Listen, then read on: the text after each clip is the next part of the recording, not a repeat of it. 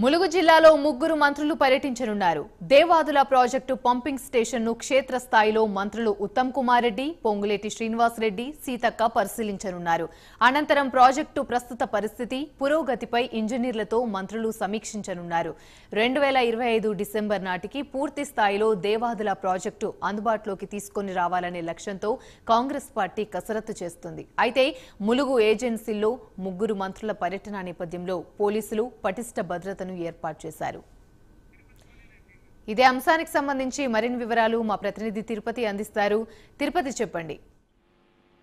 యామిని, ఈ రోజు ములుగు జిల్లాలో ముగ్గురు మంత్రులు ఉత్తమ్ కుమార్ రెడ్డి, పొంగులేటి శ్రీనివాస్ రెడ్డి, సీతక్క పర్యటించబోతారు. మరి కాసేపట్లోనే తుపాకులగూడెం దగ్గర దేవాదుల ప్రాజెక్టు వద్దకు చేరుకుంటారు. చేరుకోగానే దేవాదుల ప్రాజెక్టు పంపింగ్ స్టేషన్ ను క్షేత్రస్థాయిలో ముగ్గురు మంత్రులు, నీటిపారుదల శాఖ మంత్రి ఉత్తమ్ కుమార్ రెడ్డి, రెవెన్యూ శాఖ మంత్రి పొంగులేటి శ్రీనివాస్ రెడ్డి, పంచాయతీ మంత్రి సీతక్క ముగ్గురు అక్కడ క్షేత్రస్థాయిలో పంపింగ్ స్టేషన్ ను పరిశీలిస్తారు. అనంతరం ప్రాజెక్టు ప్రస్తుత పరిస్థితి కావచ్చు, పురోగతిపై ఇంజనీర్లతో సమీక్ష నిర్వహించబోతున్నటువంటి పరిస్థితి అయితే కనబడుతుంది. వచ్చే ఏడాది చివరికల్లా దేవాదుల ప్రాజెక్టు పూర్తి చేయాలనే ఉద్దేశంతోనే రాష్ట్ర ప్రభుత్వం నిర్ణయించినట్టు తెలిసింది. దేవాదుల ఎత్తిపోతల పథకాన్ని తొలి ప్రాధాన్యత ప్రాజెక్టుగా తీసుకుని డిసెంబర్ 2025 నాటికి పూర్తి చేయాలని రాష్ట్ర ప్రభుత్వం లక్ష్యంగా పెట్టుకుని తక్కువ వ్యయంతో ఎక్కువ ఆయకట్టుకు సాగునీరు అందించేటువంటి ఆశయంలో భాగంగా దేవాదుల ప్రాజెక్టు పనులు వేగవంతం చేసింది. ఈ ప్రాజెక్టును చేపట్టినటువంటి ప్రభుత్వం భూసేకరణతో సహా 91% పనులు పూర్తి చేసినట్టు తెలిసింది. మిగతా పనులను 2025 డిసెంబర్ నాటికి పూర్తి చేసి కొత్తగా 89,312 ఎకరాల ఆయకట్టుకు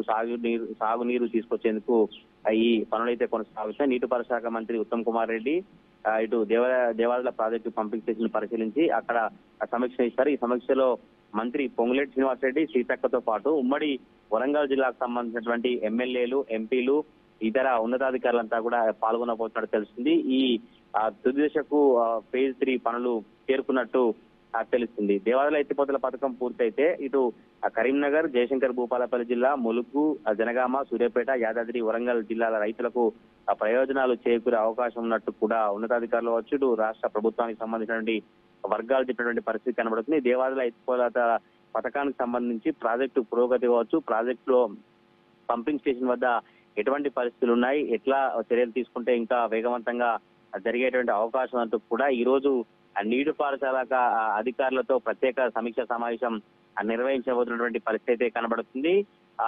ఈ మొత్తం కొన్ని కోట్ల అంచనా వ్యయంతో మొదలుపెట్టినటువంటి ప్రాజెక్టు కాలక్రమేణా ఫేజ్ 2, ఫేజ్ 3 గా విస్తరించడంతో 17,500 కోట్లకు పెరిగింది. ఇప్పటి వరకు 14,188 కోట్లు ఖర్చు చేసి అన్నట్టు తెలుస్తుంది. మొత్తానికైతే ఇవాళ ముగ్గురు మంత్రులు ములుగు జిల్లాలో పర్యటించి దేవాదుల ప్రాజెక్టుకు సంబంధించినటువంటి పంపింగ్ స్టేషన్ ను పరిశీలించి అక్కడ మీడియాతో మాట్లాడతారు. రాష్ట్రంలో అసలు నీటిపారుదల సంబంధించినటువంటి శాఖ ఎటువంటి నిర్ణయం తీసుకోబోతుంది, దేవాదుల ప్రాజెక్టు సంబంధించి ఎప్పుడు రైతులకు నీరు అందించేటువంటి చర్యలు తీసుకుంటారు, అన్ని వివరాలను కూడా ముగ్గురు మంత్రులు మీడియాతో మాట్లాడబోతా ఉన్నారు.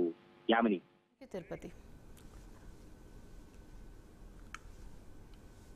Right, thank you Tirupati.